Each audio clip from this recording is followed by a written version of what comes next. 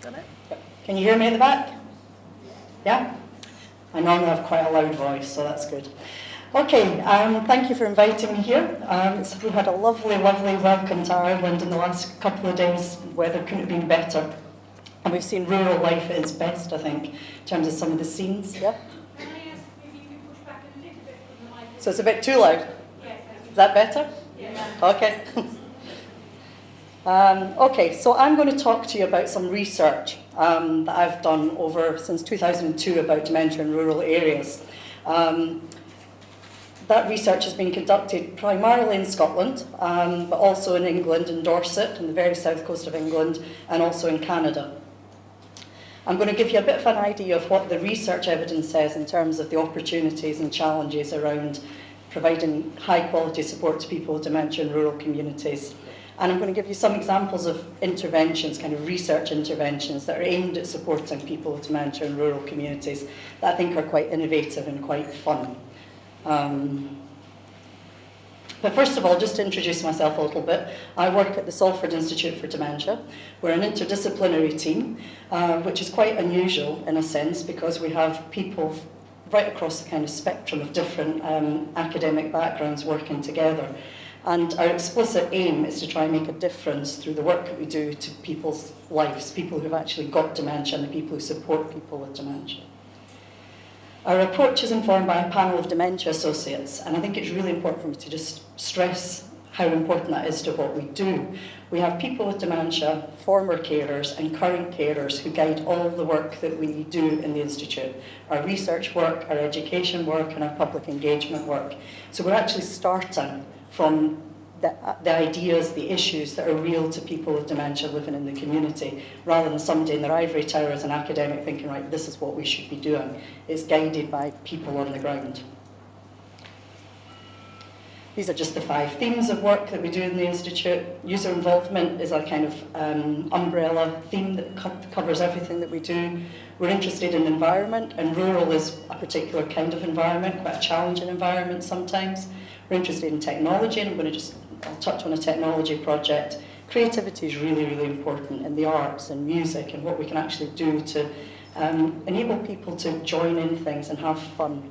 And we've also got the other spectrum, robotics and artificial intelligence, that's beyond my ken. I'm not an actual artificial intelligence person at all, but within the team we have people who are doing really high-level technology initiatives to support people. Okay, I'm going to actually skip past this because I'm aware that some of this is preaching to the converted. So the only thing I really want to say is there's a lot of people who have dementia. Lots of people will die with some form of dementia, and it costs a lot. Dementia costs the economy more than stroke, heart disease and cancer put together. But the amount of research income that comes to dementia research is less than all 3 of those put together. So dementia is still not a priority when it comes to research compared to other health conditions, and that's an important point to bear in mind. I'm going to flick through. I think this is an important point because diagnosis rates have improved over time, and I think these are quite nice little graphs that just demonstrate that over time the rate of diagnosis of dementia has really improved. So at one point, about 5 years ago, the best place to live in the UK if you wanted a diagnosis of dementia was Belfast. You had a 70% chance of being diagnosed with dementia in Belfast about 5 years ago. And that's now evened out a lot more. So overall, if in the UK, you've got about a 64% chance of being diagnosed with dementia. So that's a marked improvement when about 5 years ago it was about 43% chance of being diagnosed. And if you live in a rural area, your chances of getting a diagnosis are lower. Similar picture in Ireland, and there's 30,000 people living with dementia in Ireland. This is a very nice report that came out last year, and it demonstrates the kind of stats are very similar here to they are in the UK to worldwide. So let's move on to rural. So these are some nice images, visual images, I think, of rural areas. But these very scenic images are challenges also. You want a picture of that? Rural geography poses its own challenges. So social isolation and loneliness, lack of transport, fuel poverty, lack of broadband. So when you're trying to do some of the kind of technological advances and initiatives to keep people connected, if you've not got very good broadband or very low speed broadband, it poses challenges. How to actually provide health and social care, it can be very, very, very challenging. Lots of poverty in rural areas, and there's increasing reports of no sense of community. It's not like how it used to be in some of these rural communities. So the stuff I'm going to present to you just now is based on the research I've done in 3 countries, primarily Scotland, including Highland communities and Gaelic-speaking communities. I'm trying to pull together research from about 14 different projects over the last 14 years. Lots of different co-authored papers and awareness that I have of lots of other projects, because we started an international project called GRID, where we tried to pull together innovative examples of rural research or rural practice initiatives on one place, on one website. So we had partners in that project were from India, Sweden, Australia, the UK. Something's gone wrong in this, but not there.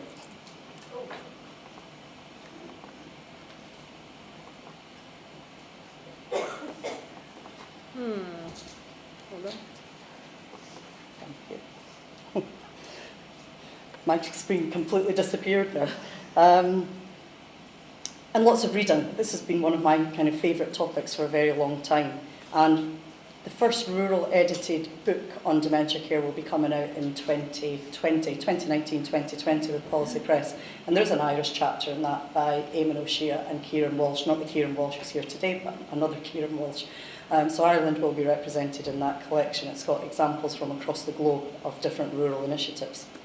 So these are the places that I've done the work. Scotland is a very, very rural area. And then, so I've went from Scotland in the north to the very, very south of England in Dorset, and then to Canada, where in Canada, 2 very rural provinces that have been involved in research, one in Alberta and one in Saskatchewan, both very, very rural provinces. And in terms of the comparison between Scotland or Ireland in terms of size, it's just, the scale is just so different, but the issues are very, very similar, and that's what I want to pay attention to, so we don't keep wasting time reinventing the wheel, that we can learn from what we know from other places. These are the Canadian collaborators, and also collaborators from the GRID team that I mentioned from Australia, Sweden, the UK and India. Seems a bit of a weird mix of people, but quite a lot of interest in rural areas have been in those particular countries. Okay, so in the UK we've had a very good policy context to be able to support living well with dementia and building dementia-friendly communities, which has enabled us in many ways to actually focus on how do we focus on communities, whether they're rural or urban, to make things better for people living with dementia. The policy directives are there, the support is there, but what does this mean in practice? But it's important to know we've got the support in terms of policy. We've got the evidence that's been pulled together by the UK Alzheimer's Society that tells us that large percentages of people with dementia still feel isolated, they still feel lonely, they still feel disconnected from their communities. We have the evidence that says if we manage to put dementia-friendly communities into practice, that people will feel better. And there's so many ways that we can do that. But how do we do it? Because although we know we should be doing it, and we've got policy directives and we've got plans that tell us how to do it, what is the actual sense on the ground in terms of what's really happening? Scotland is predominantly a rural area. The little red dots that you can see on that map are the urban areas. The rest of it is rural. And so the bulk of Scotland is rural, which is considering that the bulk of the research in Scotland has not been done in rural areas because the concentration of the population is in those little red dots. But it means that we've been missing vast swathes of the population by not focusing on the wider geographical locations. It's important to think about accessible and remote rural. Scotland has some really quite nice definitions about what's accessible. And that's about drive time, how long it would actually take you to get to the nearest bigger population settlement where there might be some specialist services. Whereas remote rural areas are when it's going to take you over half an hour. That's the Scottish definition to get to services. If you apply that to Canada, it becomes a nonsense because to get to their memory clinics, you're talking 4 hours drive to get to a memory clinic. So the scale of these things can be quite different, but how you get to them is important. The kind of services that are often looked at in terms of what's accessible and what's remote is if you can get to a post office, if you can get to local shops, and if you can get to your GP. And these Scottish little graphs demonstrate that if you live in a remote rural area, you've got less access to these services. When it comes to public transport, again, the more remote an area you're in, the less access you've got to transport, which means how do you actually access services a lot of the time?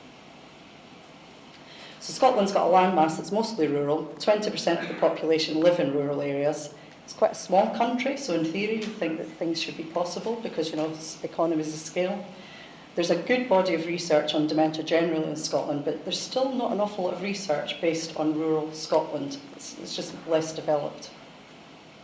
So the very first project I ended up doing in rural areas was across the whole of Scotland, and it was a survey of service providers. And we wanted to actually find out what they thought the challenges were of providing services to people living with dementia in rural areas. This is back in 2002. You might think, what on earth are you talking about, something that happened in 2002 for? But the point is that the issues are still very, very similar. So although we know what the issues are, in terms of how we're approaching it, it's still a very, very similar picture. Distance and lack of transport is a challenge, cost of services for the service user are a challenge, lack of choice for the service user is a challenge, shortage of skilled staff. Very often you would have teams of people who were working across the spectrum, so they might be doing children, mental health and older people in dementia.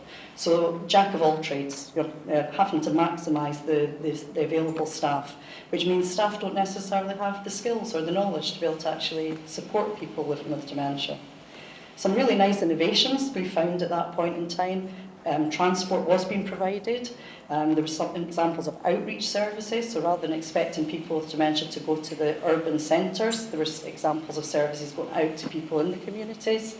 And joint working. Joint working was a really political term in Scotland at that point. It was really quite new to try and encourage joint working and to commission services in a joined up way and for people to work in teams. And that's still discussed now. We're still talking about that as a potential solution. So just to summarise what that initial survey said from the point of view of staff, that there was an absence of specialised staff and services, that joint working was seen as a way forward, but this whole thing about distance really made it difficult to actually overcome some of the challenges of these really quite beautiful rural landscapes, but the practicalities of providing support were difficult.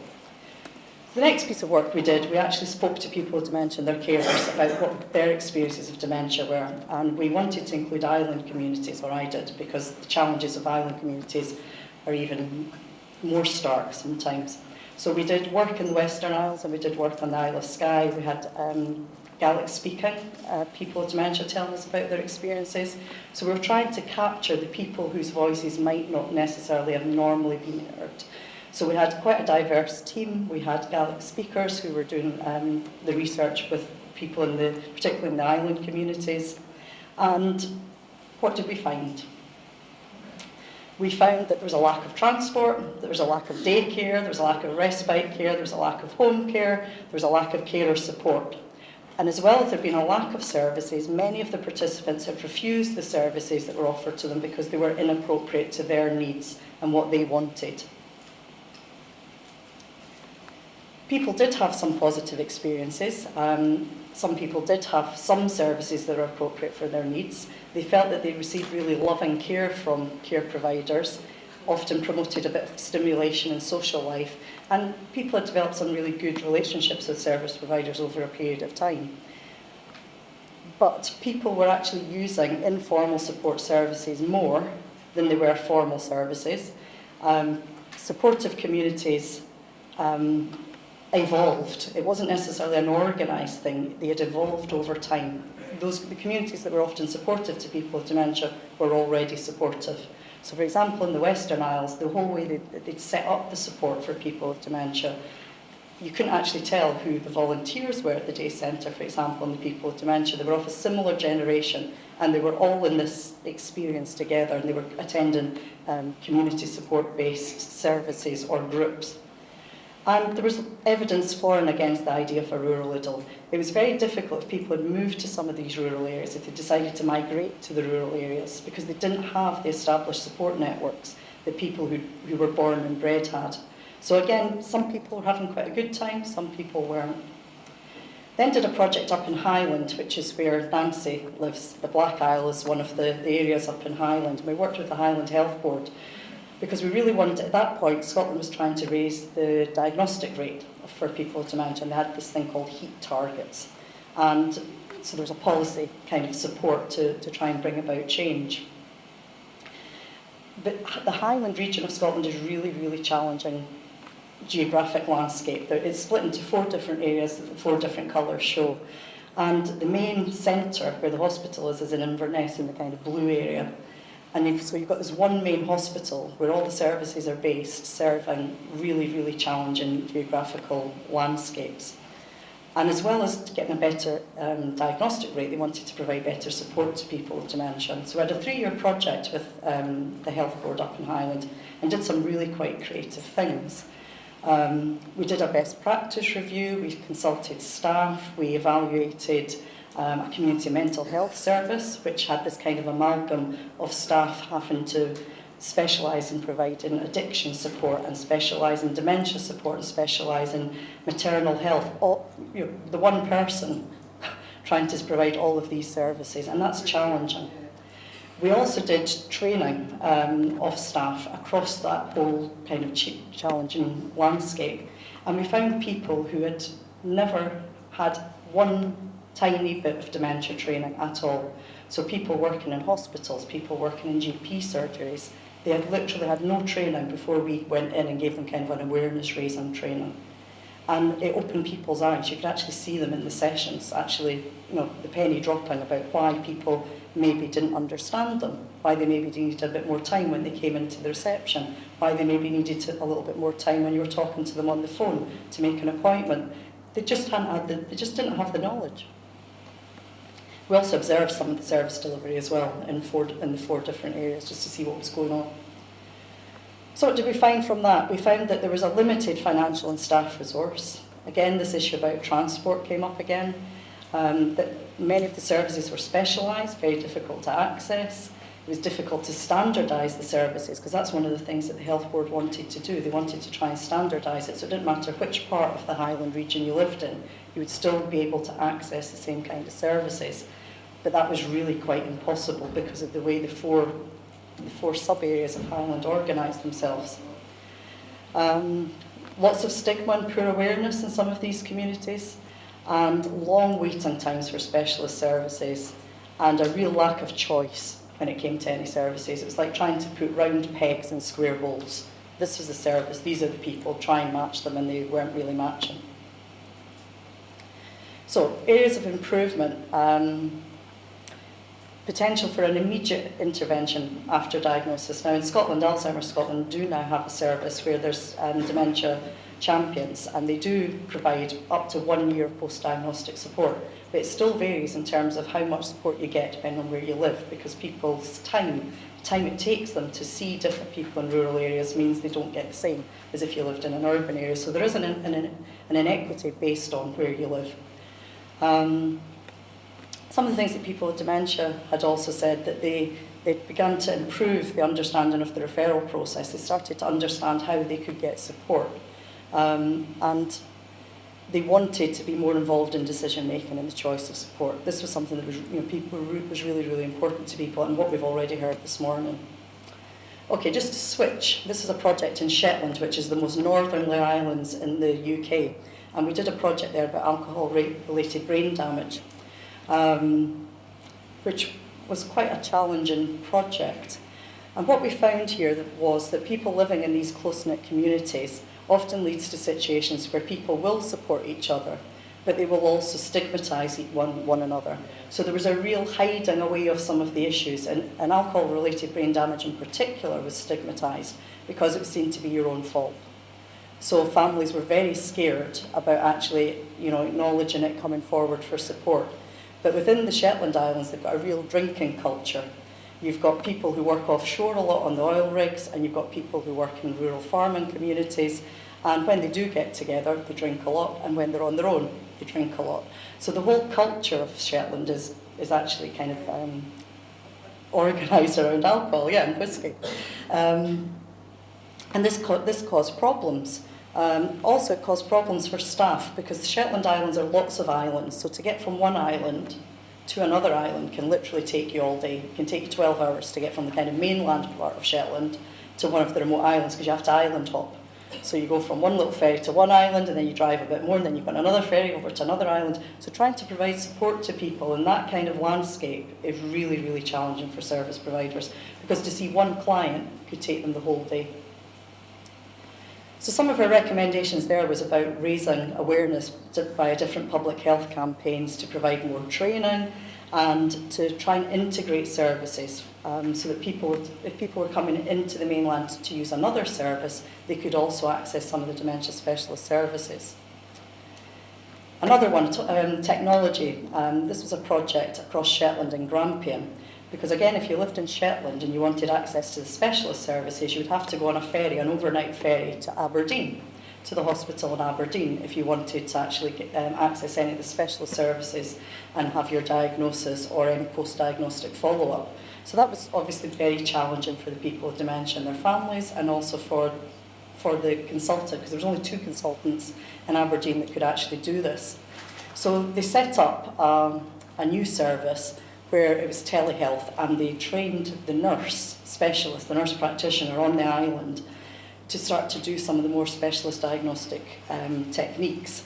And they used video conferencing, which also proved pretty popular. So despite people thinking, well, people with dementia might not like that technology, they might not be able to use that technology, once you actually asked people, and the nurse and the consultants basically knew it would work. And once you asked people, it did work. People they actually quite enjoyed the experience. They could go to their little community centre that had a telehealth facility. They didn't even have to travel to mainland Shetland to do this, let alone travel to mainland Scotland to actually get some of the support. I'm going to flick because I'm going to get past time. So I'm going to summarise a little bit here. The research evidence across the globe, if you like, that have actually the main countries that have focused on rurality and dementia demonstrates that there's issues around diagnostic processes. There's real issues about staff education and supporting staff. There's real issues about how to support people. Do you have to do it in person or do you do it by a remote delivery? So for example, in Canada, they have a lovely remote and rural memory clinic, and it's a one-stop shop. People come to the clinic for one day in Saskatoon, and they're there literally for the whole day. They get a battery of tests. It's exhausting because I've followed the person with dementia through the process. But by the end of the day, they're given the diagnosis and they can go home, knowing what they have, given loads of support and a big wallet of stuff that they know that they can get the support. And then they follow up remotely. So the diagnosis is done in person and then they do the follow-up. So and Austria does a similar thing too in rural areas. So there's lots of ways that we can support people using a mix of remote and rural, remote and in-person delivery. And staff perceptions and experiences of dementia care in rural areas really was quite markedly different. People just don't know. They don't know what they should be doing. So some of the common conclusions are, yes, we need more education for professionals and families, more events like this that are actually in rural areas. Team working and to transfer knowledge from things that we know that's worked in other rural areas, potentially for a different client group, not always for someone with dementia. We need to be kind of not reinventing the wheel. We need to look at the knowledge that's out there. More outreach work is needed. Technology is appropriate sometimes. And we might need to redesign services to meet local needs and challenges. So you might have an urban model that works. It could equally work in a rural area. Just needs adapted a little bit. A couple of things that I just wanted to tell you about because I think they're quite fun. When I was in Dorset, we worked with a care farm. Are people familiar with care farms? Okay, so a care farm is something that someone can go to rather than, say, daycare. And so this particular care farm in Dorset was for men. They were very aware that there was a lack of services for men or services that men wanted to go to. So the men would go to this farm, working functional farm, and they would do all sorts of things. These are some pictures of the things they do. There was quite a few of the men who had Parkinson's-related dementia, so had really quite severe tremors. And they were working on all these machines, making the finger walking sticks. They were making bird houses. They would do all sorts of things in this old barn. The care farm had managed to get funding to build this brand new barn and the men didn't want to go into this new barn. They liked the old barn that was leaking and airy and dusty, and that was their space. They were very comfortable in it. And they'd also go out onto the farm, they would gather eggs, they would see to the sheep. Whatever you would normally do on a farm, the men would get involved and do. This was another group we ran in rural areas for men, because men are often overlooked in terms of service provision. And these were tech groups, we called them tech groups. And we ran them in 3 different rural areas in Dorset. And basically, it was groups where older men with dementia were learning to use the Wii, the iPad, well, we tried the DSs, they weren't quite so popular. And they would play games, they came up with their own names, and it was a hugely popular project. And in the end, they actually secured, it was a 3-year project, and they secured funding from community sources to continue this as time, as a community endeavour once it moved on, which showed the value to the men. There's been a lot of work in the UK. The Prime Minister had issued, the former Prime Minister had issued a Dementia Challenge, and there was a task and finish group set up around rurality that I was part of. And it was amazing the different range of projects that started, community-based projects, or they were already in existence, we just didn't know about them. It was trying to collate the information. So some of that was about how to cope with early discharge in rural community hospitals, how to work with dementia in the travelling community, rural schools, so to raise awareness of dementia within schools. So what next? We need more information about what works in different contexts. We need to share the innovations that we know that exist across different practice areas. We need to recognise that the change in demographics might mean, in particular in rural areas, that there's a shortage of people available to provide support and care. How are we going to tackle that one? And that's me.